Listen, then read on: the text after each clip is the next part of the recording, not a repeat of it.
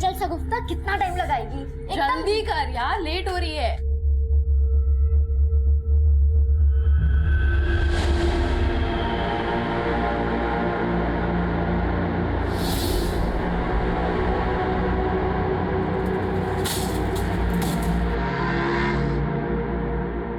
कोटला की pitch batting के लिए डिजाइन की गई है। हाई स्कोरिंग गेम है शगुफ्ता। अरे पागल, तू अभी से क्यों एक्साइटेड हो रही है? पहले स्टेडियम तो पहुंच जाए।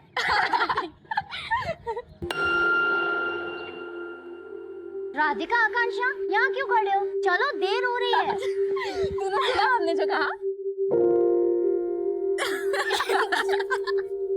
हाँ, तो क्या बोल रही थी? अरे हम ये कह रहे थे कि अपना ईयररिंग लगा ले।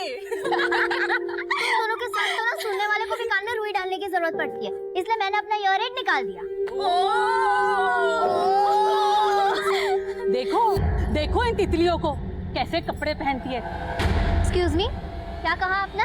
कान ना तेरे खराब है, मेरे नहीं। मेरे तो कान खराब है, पर आपकी जबान ही खराब है। एक मिनट। मेरी जबान खराब है, देखो। हाँ, क्या कर रही है तू?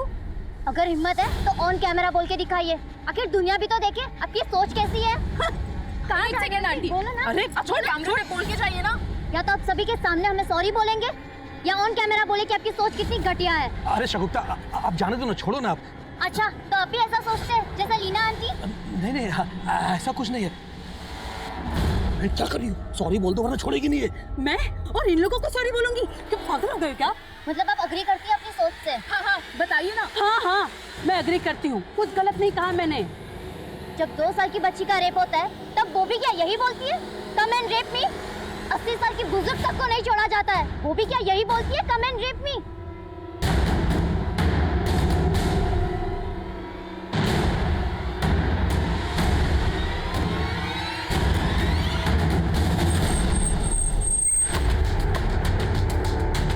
रघुवीर, सेजल, लेट्स गो।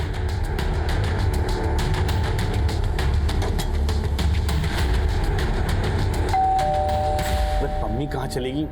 मुझे जाना पड़ेगा।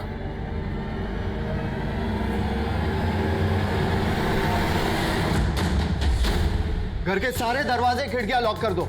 अरे सर, कौन है आप जो मेरे घर में घुसे चले आ रहे हैं? अरे ये सब ऋषि चोपड़ा, आईटी डिपार्टमेंट। आपके घर का सर्च वारंट।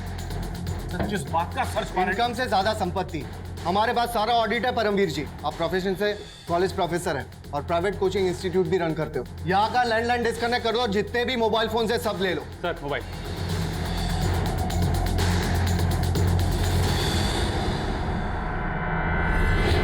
सर, आइए बैठ के बात कर लेते हैं, यही मामले को निपटा लेते हैं।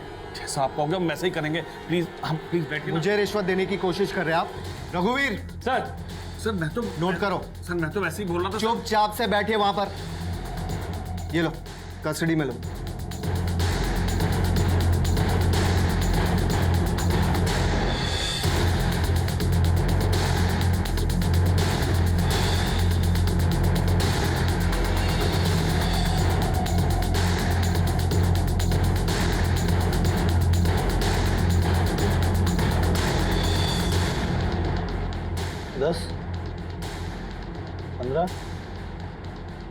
रघुवीर, यहाँ के सीसीटीवी का डीवीआर कलेक्ट करो। We need it as a proof कि यहाँ लाखों रुपए के कैश और जेवर मिले। Yes sir.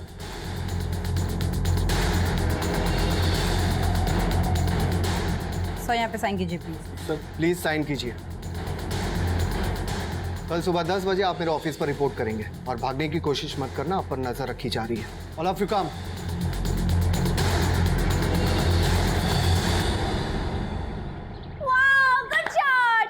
रश्मि, प्रेगनेंसी के बाद जिस तरह तुम क्रिकेट एंजॉय करियो ना, मुझे तो लगता है हमारा होने वाला बेटा ना क्रिकेटर ही बनेगा। बेटा क्यों, बेटी भी होगी तो भी मैं क्रिकेटर बनेगी।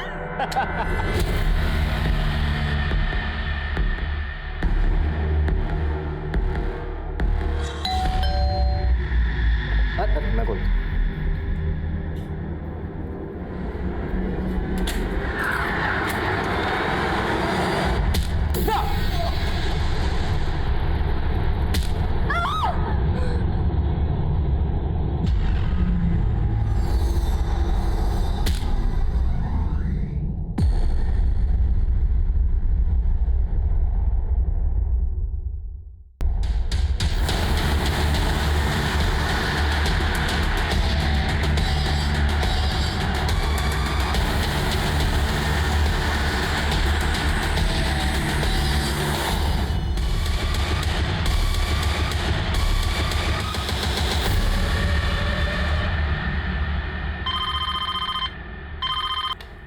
Hello, control room.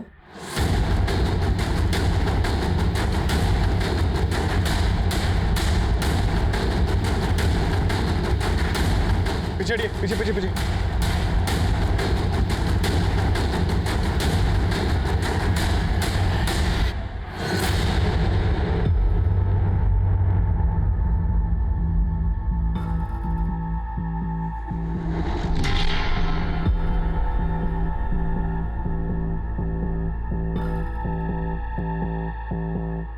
आप लोगों में से इस घर में से कौन है? साहब, कल्पेश साहब और रश्मि मैडम अकेले रहते थे यहाँ। आप कौन?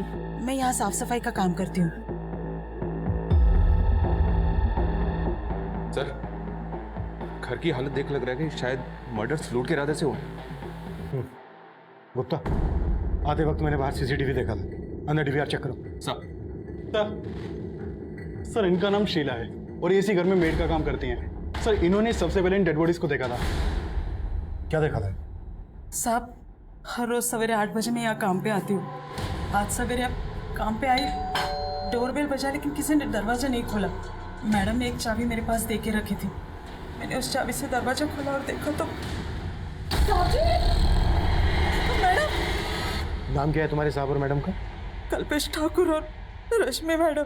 मैडम की तो अगले महीने डिलीवरी होने वाली थी और अचानक से ये कल्पेश ठाकुर करते क्या थे? बिल्डर थे, पंजाबी बाग में उनका ऑफिस है। अच्छा, इनके किसी रिश्तेदार को जानती हो? नहीं सर, मैं किसी को नहीं जानती। अभी फिलहाल 6 महीने से इनके यहाँ काम कर रही हूँ। सर, सीसीटीवी से डीवीआर गायब है, एक भी रिकॉर्डेड फुटेज नहीं है। मतलब क्रिमिनल्स पूरी प्लानिंग के साथ आए थे और कुछ मिला? नहीं सर, पूरा घर अस्त व्यस्त है। ऐसा लग रहा है जैसे सब कुछ लूट कर ले गए। मैंने अंदर बेडरूम में देखा, बेडरूम के बेड पर जो गद्दा है उसे शायद उसे फाड़ा गया है।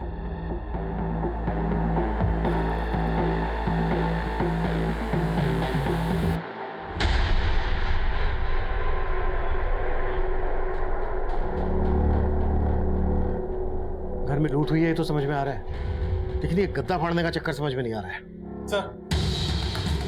सर, कल्पेश ठाकुर की कंपनी का विजिटिंग कार्ड मिला है। कल्पेश ठाकुर के ऑफिस में बात करो और आस पड़ोस में पता करो, शायद किसी ने कुछ देखा हो। क्रिमिनल्स घर के सीसीटीवी का डीवीआर निकाल कर ले गए हैं। एक काम करो, पड़ोस में और यहाँ आने वाले रास्ते पर अगर कोई सीसीटीवी है तो उसकी फुटेज चेक करो। सर, यार 2020 मैच तो मिस कर दिया, पर यहाँ भी कुछ कम चौके छक्के नहीं लग रहे हैं। क्या बात है यार, दबा के कमेंट्स आ रहे हैं। क्या लिखा है? This aunty is sick. Leela aunty की ना लग चुकी है बिल्कुल सब। सीरियसली यार, जोश जोश में वीडियो तो वायरल कर दिया, पर देखना अम्मी गुस्सा करेगी।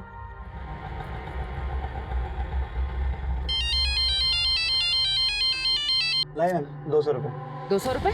मैं केशवपुरम से ना रोज आते जाती हूँ, 80 रुपए से ज्यादा नहीं लगता। अरे मैडम, कहाँ जी रहे हैं 80 रुपए के जमाने में? 200 रुपए बनते हैं, लाइए 200 रुपए दीजिए। ऐसे कैसे दे दूँ 200 रुपए? ये पकड़ो 100 रुपए और 20 रुपए वापस करो, वरना पुलिस को बुलवाऊंगी और धोखाधड़ी के चक्कर में अंदर करवा दूंगी। ये लीजिए अपने 20 रुपए। समझ सकता हूँ, हर कोई अपने एरिया में छोड़ा होता है। क्या?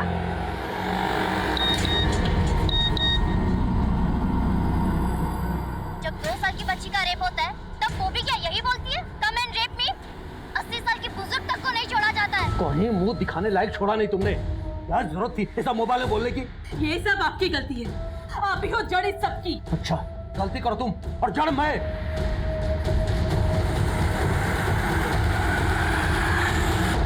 मैं जानती हूँ शगुफ्ता कि वो कैसी औरत है, पर बेटा कीचड़ में पत्थर मारेंगे तो कीचड़ तो हम पर ही आएगा ना। पर अम्मी, उन्हें आईना दिखाना भी जरूरी था। वो हमेशा ऐसा करती है और इस बार मुझसे रहा नहीं गया। और ये देखिए अम्मी, सब हमें सपोर्ट कर रहे हैं और उन्हें क्रिटिसाइज। बेटा अभी तो क्रिटिसाइज कर रहे हैं, पर जरूरत पड़ने पर ना कोई हमारे साथ खड़ा नहीं होगा। मैं मानती हूँ कि अपने राइट्स के लिए लड़ना अच्छी बात है, पर बेटा ऐसे किसी का तमाशा नहीं बनाना चाहिए ना। चलो फटाफट डिलीट करो ये वीडियो। पर अम्मी, चलो।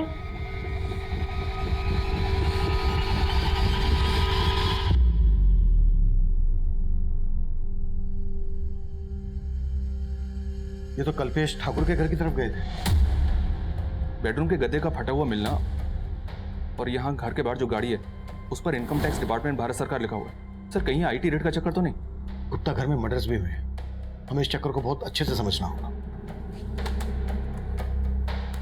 ये देखो, गाड़ी का नंबर दिख रहा है। वेरीफाई करो कि ये गाड़ी क्या वाकई में आयकर विभाग की है। सर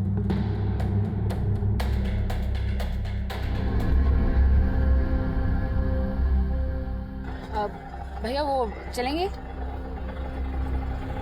अरे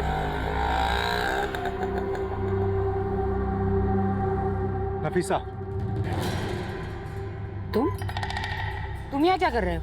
तुमने तो मेरा फोन उठाना बंद कर दिया, तो मैंने सोचा कि यहीं आके मिल लूं। मुझे जो कहना था ना, मैं पहले भी कह चुकी हूँ। तुम्हें मेरा घर खाली करना होगा। 1 हफ्ते का टाइम दे रहा हूं तुम्हें मैं, नहीं तो अच्छा नहीं होगा।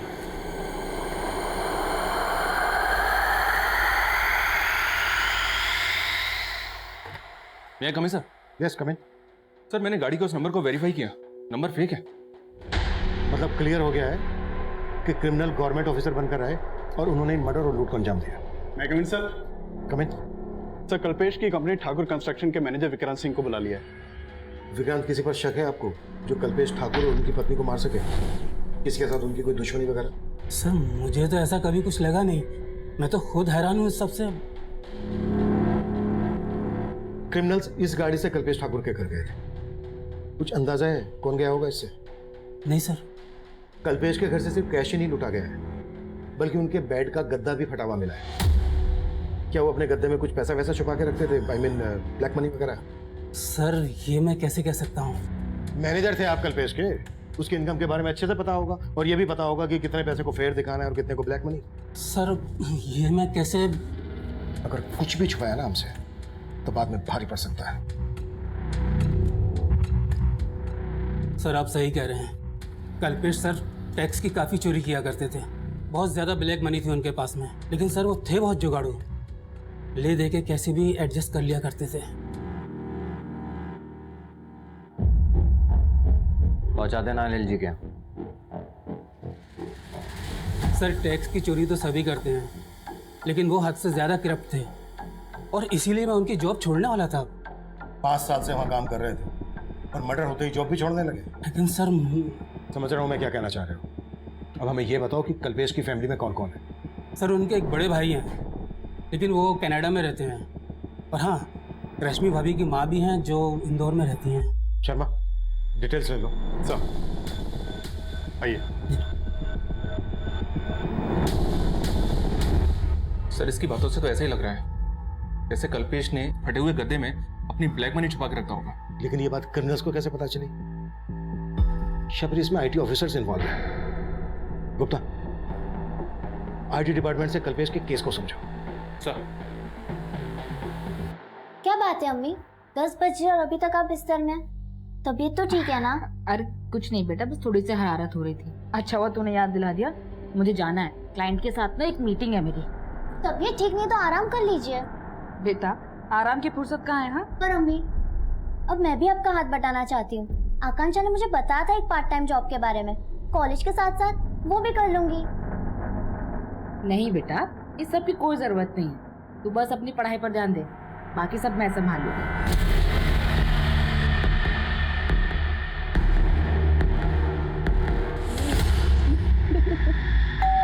मैं देखती हूँ। देखती हूँ मैं।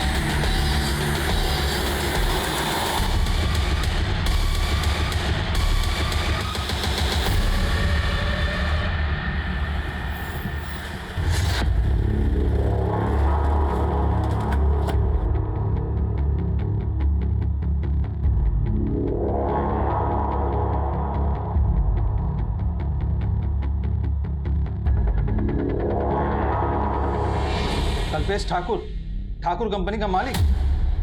हाँ मैं उसे बहुत अच्छे से जानता हूँ। इस कल्पेश के बारे में और क्या क्या जानते हैं आप? क्या मैं जान सकता हूँ? एक नंबर का करप्ट बिजनेसमैन था वो। उस जैसे टैक्स पेयर पर हमारी हमेशा नजर रहती थी। टैक्स चोरी के अलावा कुछ और सोचता ही नहीं था। वो हमारी रडार पर बहुत दिनों से था और हमने उसके यहाँ रेड भी प्लान किया था अगले हफ्ते। अगले हफ्ते? हाँ। अगर आपने अगले हफ्ते रेड प्लान की थी तो फिर ये लोग कौन हो सकते हैं? ये देखिए, वो लोग भारत सरकार की गाड़ी में आए थे। गाड़ी का नंबर फेक है, but we are pretty sure कि कल्पेश और उसकी वाइफ का मर्डर उन लोगों ने ही किया है। घर से सब कुछ लूट के ले गए, यहाँ तक कि बेडरूम का गद्दा भी फटा हुआ था। मैं इनके बारे में कुछ नहीं जानता, लेकिन हमें पता चला है कि कल्पेश सिर्फ टैक्स चोरी ही नहीं करता था बल्कि रिश्वत भी देता था। कहीं ऐसा तो नहीं इस इल्लीगल लेन देन की वजह से डिपार्टमेंट में कोई झगड़ा? आप कहना क्या चाहते हैं ऑफिसर? मेरे डिपार्टमेंट में ऐसा कुछ भी नहीं होता है। तो हो सकता है कि आपके डिपार्टमेंट से इंफॉर्मेशन लीक हुई हो कि आप कल्पेश के घर पे रेड मारने वाले हैं और इसी बात का उन क्रिमिनल्स ने फायदा उठा के ये कांड कर दिया। ये सब बातें बहुत ही कॉन्फिडेंशियल होती हैं officer, and I am sure कि मेरे डिपार्टमेंट से ऐसा कुछ लीक हो ही नहीं सकता।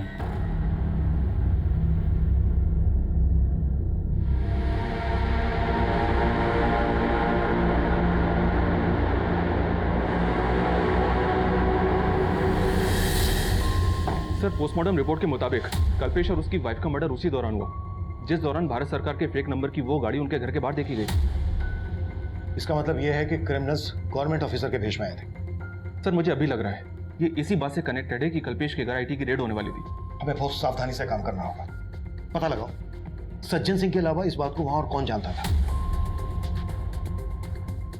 आईटी वाले हैं, उन्हें किसी भी तरह से इस बात की भनक नहीं लगनी चाहिए कि हमने काम को किस तरह से कर रहे हैं और हम इन्वेस्टिगेट किस एंगल में कर रहे हैं। मैं coming sir? Yes coming. Sir, मैंने कल्पेश के घर के बाहर की पिछले कुछ दिनों की एक्टिविटीज चेक की। वारदात से एक दिन पहले वहां के सीसीटीवी में कुछ सस्पिशियस नोटिस किया मैंने। ये वहां का फुटेज है सर।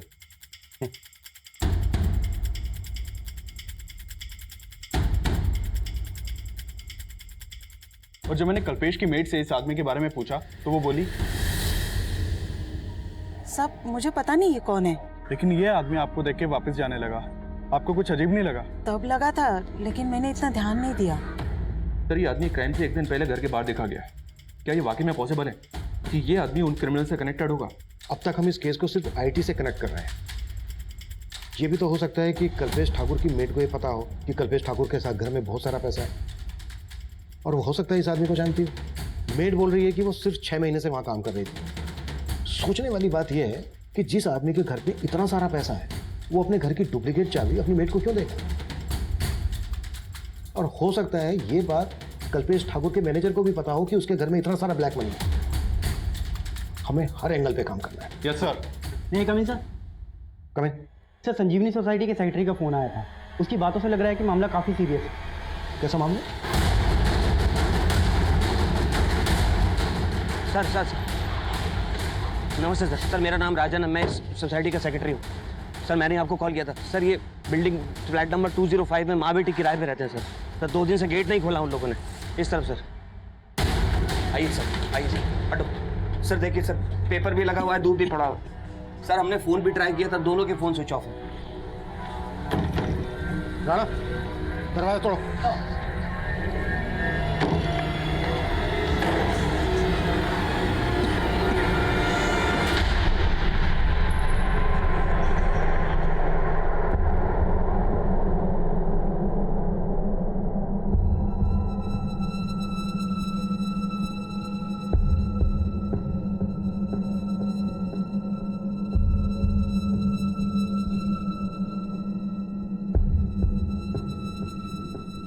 गुप्ता सर, बहुत ही ब्रूटल मर्डर है। ऐसा लग रहा है किसी ने गहरी दुश्मनी निकाली है इनसे। घर में लूट के भी साइन है सर। कल्पेश ठाकुर और उसकी बीवी के मर्डर के जैसा एमओ लग रहा है। सेक्रेटरी बता रहा था कि ये दोनों माँ बेटी यहाँ रेंट पर रहती थी। कल्पेश ठाकुर की बीवी रश्मि की बॉडी पर ज्वेलरी थी। इनकी बॉडी पर ज्वेलरी नहीं है। देखो, कानों पर ब्लड है, कानों से भी ज्वेलरी खींची गई है, उंगलियों से अंगूठी निकाल दी गई है। फिर भी इन दोनों माँ बेटी का प्रोफाइल पता करो और बिल्डिंग के सीसीटीवी से चेक करो कि यहाँ पर भी भारत सरकार की वो गाड़ी देखी गई है क्या। सर, सर, ये लेडी का नाम नफीसा है और ये एक लॉयर थी सर। और उनकी बेटी वो शगुफ्ता, वो यहीं कॉलेज में पढ़ते हैं। तकरीबन 1.5 साल से ये लोग यहाँ रह रहे थे। और शगुफ्ता के फादर? सर, वैसे उनको कहीं देखा नहीं, शायद वो विडो थी। फ्लैट का मालिक कौन है? सर, मंजीत सिंह, ये संत नगर में रहते हैं। मंजीत का नंबर ले लो इनसे। और किस किस का आना जाना था यहाँ? सर, शगुफ्ता की 2 फ्रेंड्स हैं, आकांक्षा और राधिका। ज्यादातर वो ही यहाँ आती जाती रहती है। पिछले 2 दिन में किसी को देखा था आते जाते हैं? हाँ सर, 2 दिन पहले मैंने एक डिलीवरी बॉय को देखा था, इनके घर की डोरबेल बजा रहा था। कौन डिलीवरी बॉय? वो मुझे नहीं मालूम सर। सर पूरी बिल्डिंग की सीसीटीवी खराब है और बिल्डिंग में 1 हफ्ते से सिक्योरिटी गार्ड भी नहीं है।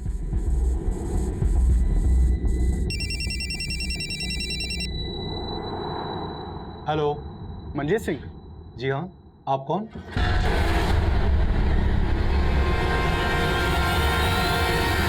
गुप्ता, सर ये कल्पेश की मेट क्यों है, जरा पता करो। सर नफीसा और शगुफ्ता जिस फ्लैट में रहती थी उसके मकान मालिक मंजीत सिंह से मेरी बात हुई। ठीक है, उसको थाने बुला लो। और उसकी नेबर शगुफ्ता की फ्रेंड्स के बारे में बता रही थी कि उनका भी यहाँ आना जाना था, उनके बारे में पता करो। सर मेरा वहाँ आना जाना कम ही होता था। वो फ्लैट मैंने किराए पे चढ़ाने के लिए ही खरीदा था। शगुफ्ता और नफीसा के पड़ोसी कैसे थे? मतलब उनका किसी के साथ कोई लड़ाई झगड़ा होता होगा तो आपको पता चल ही जाता होगा। सर कईयों से उनके लड़ाई झगड़े थे। वो लोग तो चाहते थे कि मैं उन्हें वहाँ से निकाल दूँ। कई कंप्लेंट आती थी सर उनकी। कैसी कंप्लेन? और कौन करता था? सर मुझे वहाँ के सेक्रेटरी सब कुछ बताते थे। सर वहाँ के लोगों को उनसे बहुत प्रॉब्लम थी। किसी को उनके पहनावे से प्रॉब्लम थी तो किसी को उनकी लाइफस्टाइल से, और यहाँ तक कि हमारे सेक्रेटरी साहब को तो उनकी बिरादरी से प्रॉब्लम थी। वो उनके सामने वाले फ्लैट में ही रहते हैं।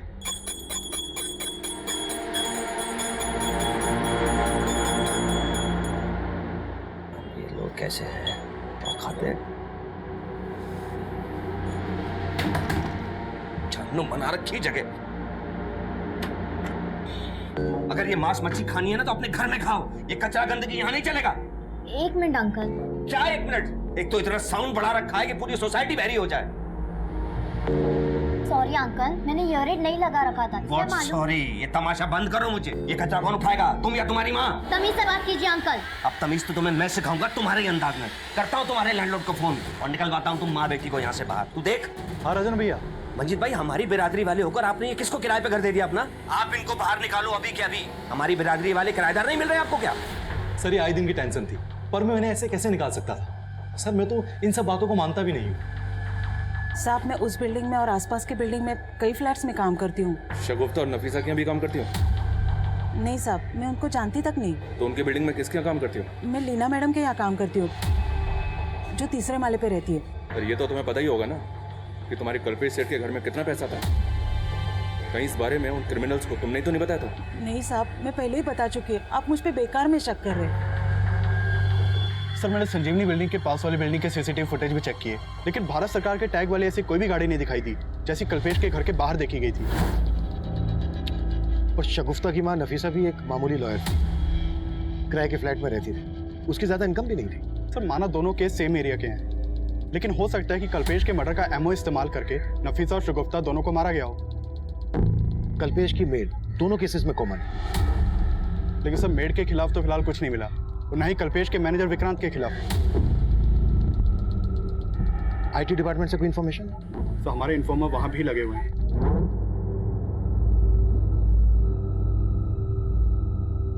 लेकिन अभी तक फिलहाल कोई काम की खबर नहीं आई। शगुफ्ता और नफीसा जिस बिल्डिंग में रहती थी उस बिल्डिंग का सेक्रेटरी राजन की कुंडली निकालो। सर एक बहुत चौंकाने वाली बात पता चली है। ये शगुफ्ता और नफीसा जिस फ्लैट में किराए पे रहती थी, 2 साल पहले उसी फ्लैट में ये मनीष गर्ग और उसकी बीवी संजना गर्ग रहते थे। और सर 2 साल पहले इन दोनों का भी उसी फ्लैट में मर्डर हुआ था। हत्या के साथ साथ लूट भी की गई थी। 2 साल पहले ये इलाका मंगोलपुरी थाना के एरिया में आता था ना? जी हाँ सर, ये इन्फॉर्मेशन मुझे वहीं से मिली है। मनीष और संजना का मर्डर किसने किया था? सर ये केस किसी नतीजे तक नहीं पहुंचा था, काफी टाइम तक बैकलॉग में था। लेकिन मर्डर के 6 महीने के बाद मनीष के भाई ने वो फ्लैट मंजीत को बेच दिया था। और सर 2 साल पहले उस बिल्डिंग का सेक्रेटरी ये राजन भार्गव ही था। उस केस में भी पुलिस को राजन के ऊपर ही शक था, क्योंकि राजन का मनीष और संजना के साथ काफी झगड़ा हुआ था। और मंजीत बोल रहा था कि ये राजन शगुफ्ता और नफीसा को इस बिल्डिंग से निकलवाना चाहता था। राजन को लेकर आओ। सर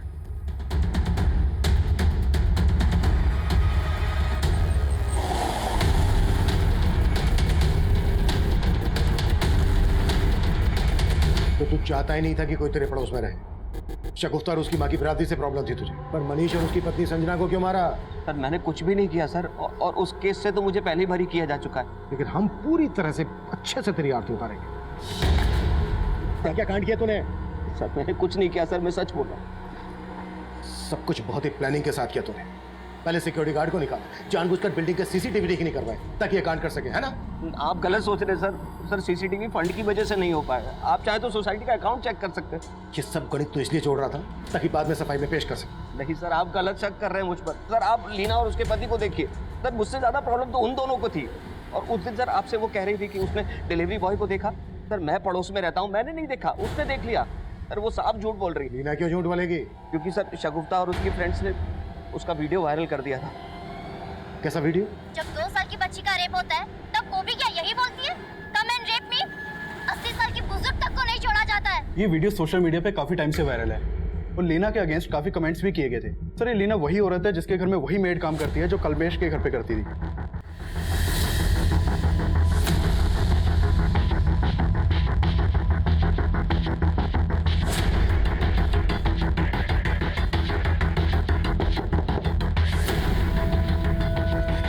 सर मैं मानती हूँ कि मैंने उनकी ड्रेसिंग पे कमेंट किया था। तुमने क्या कमेंट किया था ये बहुतों ने देखा उस वायरल वीडियो में, और उसके बाद सोसाइटी में तुम्हारी क्या इज्जत रह गई थी ये मालूम है हमें। इसी बात का बदला लिया ना तुमने उनसे? नहीं सर, मुझे अपनी गलती का एहसास था। मैं तो शगुफ्ता और उसके दोस्तों से माफी तक मांगने गई थी। सर उन्होंने माफ़ी तो ज़रूर मांगी थी, लेकिन वो सब दिखावा था। वो चाहती थी कि हम उनका फिर से वीडियो बनाएं और लोगों को बताएं कि वो बदल चुकी है। शगुफ्ता उस दिन के लिए मैं बहुत शर्मिंदा हूँ। तुमने मेरे साथ जो किया वो एकदम सही किया, लेकिन अब मेरी आंखें खुल चुकी है। तुम सबकी वजह से मेरे में ये चेंज आया है। क्या सोच रही हो तुम? क्या तुम्हें अब भी मेरी बात झूठी लग रही है? नहीं आंटी, इट्स फाइन कि आपको आपकी गलती का एहसास हुआ। पर ये तुम्हें दुनिया को भी बताना चाहिए ना। अब तुम मेरा वीडियो नहीं बनाओगी? नो आंटी, क्योंकि मैं जानती हूँ हाथी के दांत खाने के और दिखाने के अलग होते हैं। सर प्रॉब्लम सिर्फ लीना आंटी में नहीं थी, उनके हस्बैंड भी कोई कम नहीं है। लीना के हस्बैंड ने क्या किया था? सर वो बेवजह शगुफ्ता में इंटरेस्ट दिखा रहा था। वो परेशान हो चुकी थी पर कुछ बोल नहीं पा रही थी। यार इतने अच्छे हाय शगुफ्ता। शगुफ्ता कैसा चल रहा तुम्हारा कॉलेज? अच्छा चल रहा है uncle. Don't call me uncle. अरे माना कि मैं शादीशुदा हूँ, लेकिन तुमसे इतना बड़ा भी नहीं कि तुम मुझे अंकल बोलो। ठीक है, नहीं बोलूंगी। Okay take care. ये तेरे में कुछ ज्यादा इंटरेस्ट नहीं दिखा रहा है। पर तेरा क्या इरादा है? सर उनको गलतफहमी थी कि शगुफ्ता और उनके हस्बैंड के बीच में कुछ चल रहा है। सर उनको ऐसा लगता था कि हम उनके हस्बैंड पे लाइन मारते हैं, बट ऐसा कुछ भी नहीं था सर। सर मैं किसी गलत इंटेंशन से शगुफ्ता से बात नहीं करता था, पर मेरी बेबी बेकार ही मुझ पर शक करती थी। तो इसी वजह से आपकी बीवी ने शगुफ्ता के साथ साथ नफीसा को भी रास्ते से हटा दिया। सर मैं सच कह रही हूँ, मैंने कुछ नहीं किया। सर मैंने आपको बताया ना कि उस दिन वहाँ एक डिलीवरी बॉय आया था और शगुफ्ता के घर की डोरबेल बजा रहा था। मुझे तो लग रहा है कि वो राजन भार्गव अपना किया छिपाने के लिए मुझे झूठा साबित कर रहा है। नफीसा एक लॉयर थी। एंगल नफीसा के प्रोफेशन से भी जुड़ा हो सकता है। शगुफ्ता और नफीसा से जुड़ी छोटी से छोटी बातों के बारे में भी पता करो। राजन, लीना और निरंजन पे नजर रखो। सर काफी कोशिश के बाद आईटी डिपार्टमेंट के एक एम्प्लॉय से काम की इन्फॉर्मेशन निकाली है। सर वहाँ एक राकेश मीणा नाम का आदमी सज्जन सिंह के अंडर काम करता है। मैंने उससे रिक्वेस्ट किया था, वो आपसे मिलने के लिए तैयार हो गया है। बुला लो। सर करीब 1 महीना पहले परमवीर जैन नाम का एक आदमी आईटी ऑफिस में आया था।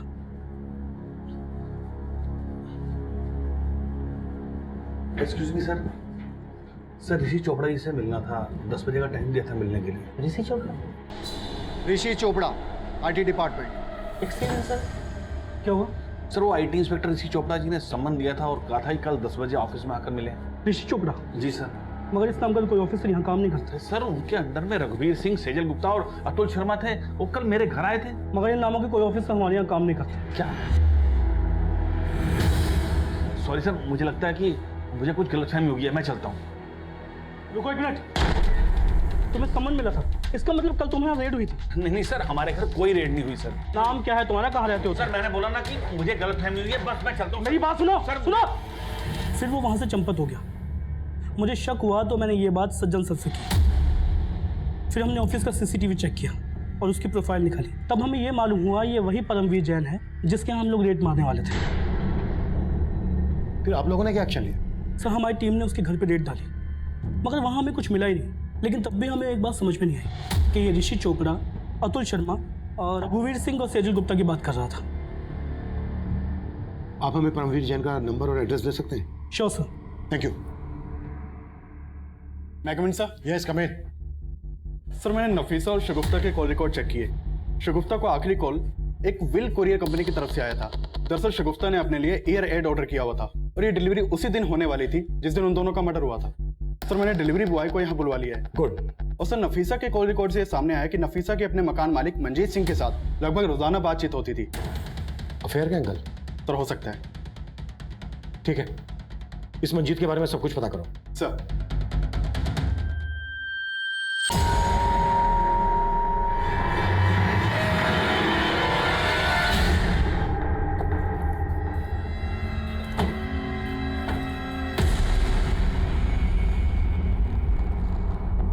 ऋषि चोपड़ा, रघुवीर सिंह, सेजल गुप्ता, अतुल शर्मा, इनको तो जानते ही होगे।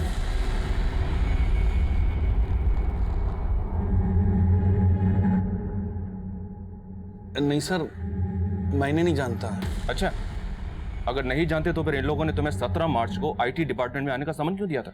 सर लगता है आपको कोई गलतफहमी हुई है। धर्मवीर, हम एक मर्डर केस इन्वेस्टिगेट कर रहे हैं। अगर कुछ भी जानते हो तो बता दो हमें, नहीं तो बुरे फंस सकते हो तुम, समझे? सर दरअसल वो 16 मार्च को हमारे घर आए थे और कह रहे थे कि वो आईटी डिपार्टमेंट से हैं। और फिर उन लोगों ने यहाँ रेड की? हाँ सर, और अगले दिन जब मैं आईटी डिपार्टमेंट गया तो पता चला कि उन लोगों का इस डिपार्टमेंट से कोई लेना देना ही नहीं है। सर वो लोग बेवकूफ़ बनाकर हमारे घर से सब सामान लूट कर ले गए और यहाँ तक कि सीसीटीवी कैमरे के डीआरएस भी निकाल कर ले गए।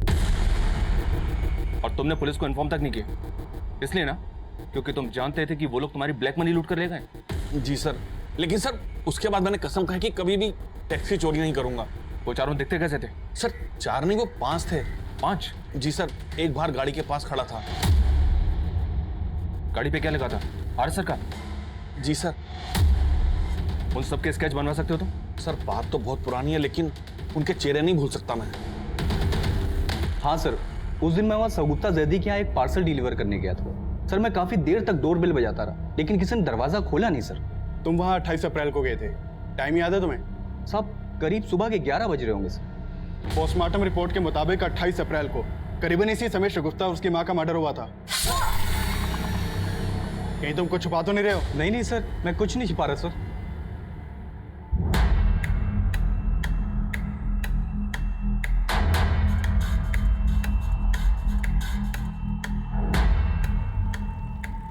सर ये उन चारों के स्केचेस हैं जिन्होंने परमवीर के घर पर फेक रेड डाली थी और पूरे चांसेस हैं कि ये वही लोग हैं जिन्होंने कल्पेश के घर पर भी फेक रेड डाली थी। अगर ये एक ही है तो एक बात समझ में नहीं आ रही है कि इन्होंने इस तरह से परमवीर के घर पर रेड डाली कि उसने बिलीव कर लिया कि ये सब आईटी ऑफिसर्स ही हैं। इन्होंने सब कुछ इतनी सफाई से किया तो फिर कल्पेश और उसकी वाइफ का मर्डर क्यों किया? अब इन केसेस में बहुत कुछ ऐसा है जो इन्हें एक दूसरे से अलग कर रहा है। चल एक काम करो, इन सारे इस केसेस को कल्पेश के घर के बाहर लोगों को दिखाओ और पता करो कि क्या इनको कल्पेश के घर के बाहर देखा गया था, और जिस डिलीवरी बॉय को कल्पेश के घर के बाहर देखा गया था ये भी पता करो कि उस डिलीवरी बॉय को परमवीर के घर के बाहर भी देखा गया था क्या?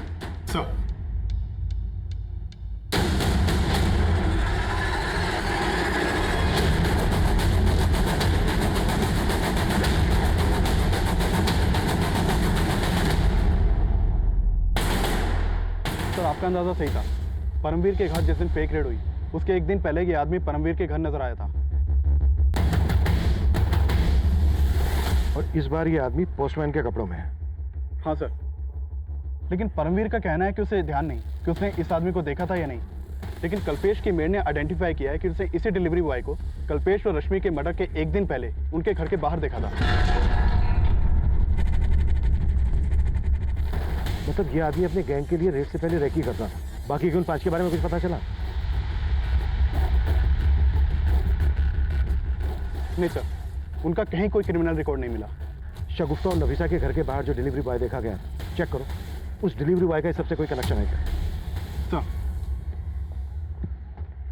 सर मैंने नफीसा के 6 महीने पुराने बैंक स्टेटमेंट चेक किए तो नोटिस किया कि ये मंजीत नफीसा के बैंक अकाउंट में 6 महीने पहले तक हर महीने 25,000 रुपये ट्रांसफर करता था। व्हाट? मंजीत तो शगुफ्ता और नफीसा का मकान मालिक था ना? उल्टा ये उनके अकाउंट में पैसे ट्रांसफर करता था। जी हाँ सर, एक बात और कि नफीसा और शगुफ्ता पहले सलीमपुर में रहती थी, वहाँ उनका पुश्ता नहीं करता और इस मंजिल का वहाँ भी आना जाना था।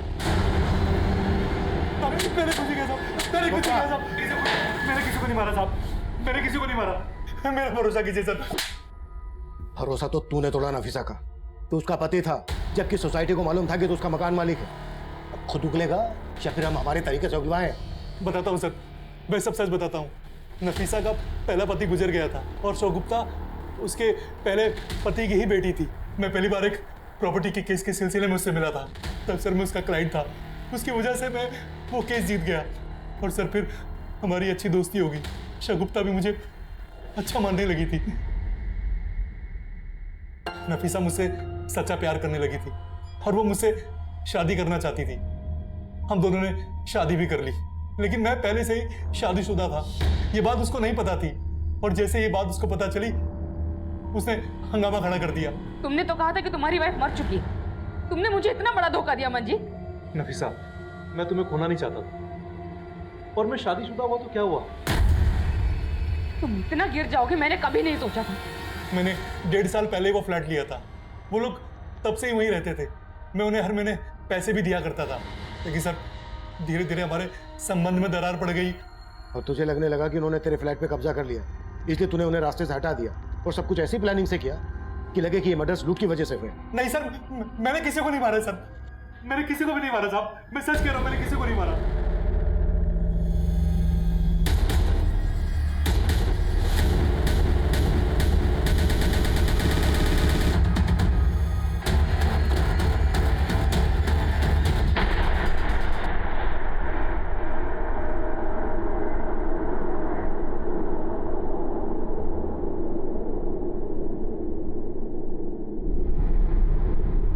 सर ये तो वही आदमी लग रहा है जो उस दिन परमवीर और कल्पेश के घर के बाहर देखा गया था। ये देखिए। इस लाश के मिलने के बाद हमें लगा कि इसकी पहचान से हम बाकी के क्रिमिनल्स तक पहुंच जाएंगे। इस लाश की फोटो और बाकी के 4 क्रिमिनल्स के स्केचेस हमने दिल्ली के सभी थानों में सर्कुलेट किए, लेकिन कोई सफलता हमारे हाथ नहीं लगी। फिर हमने उस खबरी नेटवर्क के जरिए उन तक पहुंचने की लीड भी ढूंढने लगे। इसी कोशिश में हमें पता चला कि जिस आदमी की लाश हमें मिली थी वो आदमी 2 साल पहले तक दिल्ली में मजदूरी करता था और उसका नाम बलराम था, लेकिन उसके आगे पीछे कोई नहीं था। बलराम के जानने वालों से हमें उसका मोबाइल नंबर मिला, उसके कॉल रिकॉर्ड से इस केस में हमें एक अहम लीड मिली, लेकिन हमारी ये कोशिश भी अधूरी साबित होने वाली थी। बलराम के जानने वालों से हमें उसका मोबाइल नंबर मिला, उसके कॉल रिकॉर्ड से इस केस में हमें एक अहम लीड मिली।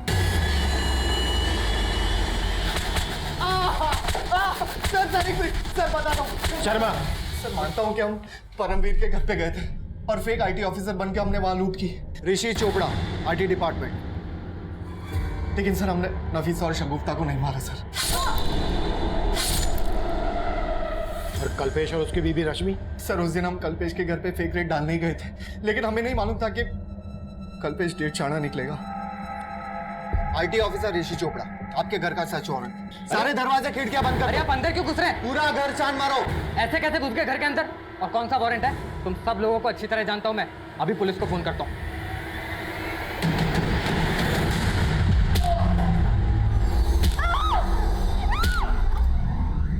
हमें उन्हें मारने का इरादा बिल्कुल नहीं था, लेकिन वो अगर आपको फोन कर देता तो हमारी सालों की मेहनत चौपट हो जाती। सालों की मेहनत मतलब? परमवीर और कल्पेश की तरह हमने कई ब्लैक मनी रखने वालों के घर पे रेड मारी, और जब उन्हें हमारी सच्चाई के बारे में पता चलता तो आईटी वालों के डर से वो पुलिस में कंप्लेंट भी नहीं फाइल कर पाते थे। किस किस के पास ब्लैक मनी है ये तुम्हें पता कैसे चलता था?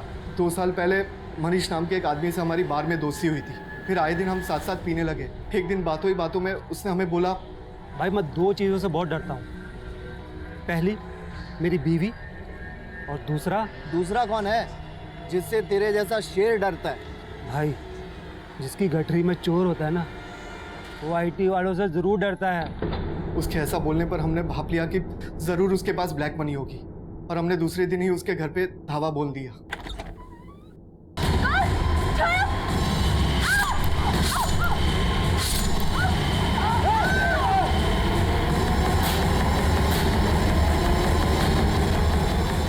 उस केस में हमें कोई नहीं पकड़ पाया था सर।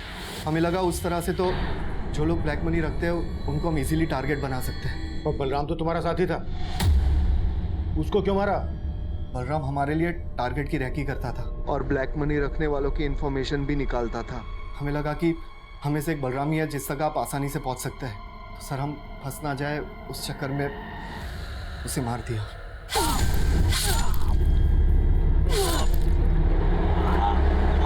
सर मैं सच कह रहा हूँ सर, हमने किसी शगुफ्ता और नफीसा को नहीं मारा सर। तेरे बाकी के साथी कौन से बिल में छिप कर बैठे हैं?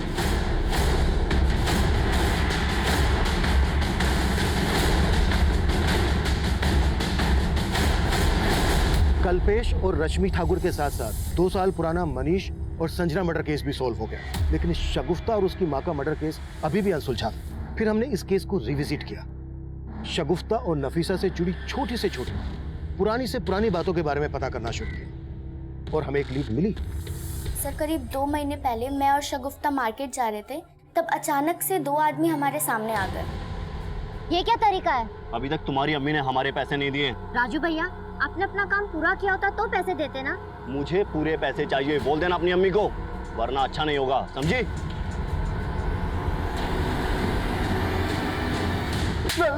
सर बताता हूँ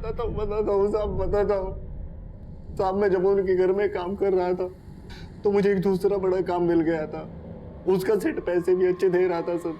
मैंने सोचा मैं पहले सेट का काम खत्म कर देता हूँ और बाद में इनका काम कर दूंगा, लेकिन साहब उन्होंने वो काम दूसरे कारीगर से करवा लिया और उन्होंने मेरा बाकी का 6000 भी नहीं दिया। अम्मी! अम्मी!